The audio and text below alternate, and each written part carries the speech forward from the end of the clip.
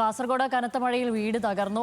പനത്തടി നെല്ലിക്കുന്ന് രാജേഷിന്റെ വീടാണ് ശക്തമായ കാറ്റിലും മഴയിലും തകർന്നത്. അപകടത്തിൽ ആർക്കും പരിക്കില്ല. അത് രതീഷ് വാസുദേവനാണ് വിവരങ്ങളുമായി ചേരുന്നത്. രതീഷ്, ദൃശ്യങ്ങളിൽ കാണാം, ഭാഗ്യം ആർക്കും പരിക്കേറ്റിട്ടില്ല.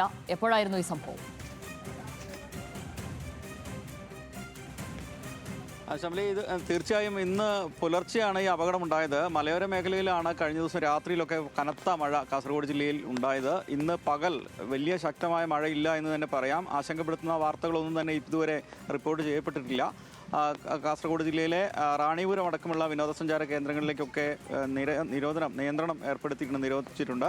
അതുപോലെ തന്നെ പുഴകളിലൊക്കെ വിനോദസഞ്ചാരങ്ങൾ ഏർപ്പെടുന്നത് നിരോധിച്ചിട്ടുണ്ട്. എന്തായാലും ഈ മുന്നൊരുക്കങ്ങൾ ഏതെങ്കിലും തരത്തിലുള്ള പൊടുന്നനെയുണ്ടായ എല്ലാ തരത്തിലുള്ള അപകട ഘട്ടങ്ങളെയും തരണം ചെയ്യാൻ തരത്തിലുള്ള മുന്നൊരുക്കങ്ങളൊക്കെ ജില്ലാ ഭരണകൂടം നടത്തിയിട്ടുണ്ട്. എന്തായാലും ആശങ്കപ്പെടുത്തുന്ന തരത്തിലുള്ള വാർത്തകൾ കാസർഗോഡ് ജില്ലയിൽ നിന്ന് ഇതുവരെ ഇല്ല. മഴ കനത്തിട്ടില്ല.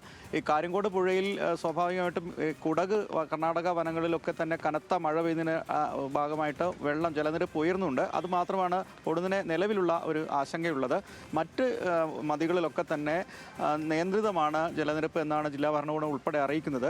നിലവിൽ ആശങ്കപ്പെടുന്ന സാഹചര്യമില്ല. പക്ഷേ മഴയുടെ സാഹചര്യമുണ്ട്. മഴ ഉച്ച കഴിഞ്ഞ് കനക്കാൻ സാധ്യതയുണ്ട് എന്നും ജില്ലാ ഭരണകൂടം മുന്നറിയിപ്പ് നൽകുന്നുണ്ട്. താഴ്ന്ന പ്രദേശങ്ങളിൽ വെള്ളം കയറുന്നുണ്ട്. അതുകൊണ്ട് തന്നെ അത്തരം മുന്നറിയിപ്പുകളും ത്രിതല പഞ്ചായത്ത് ഭരണസമിതികൾ ഉൾപ്പെടെ സ്വീകരിച്ചിട്ടുണ്ട് ഈ ഘട്ടത്തിൽ. ശരി.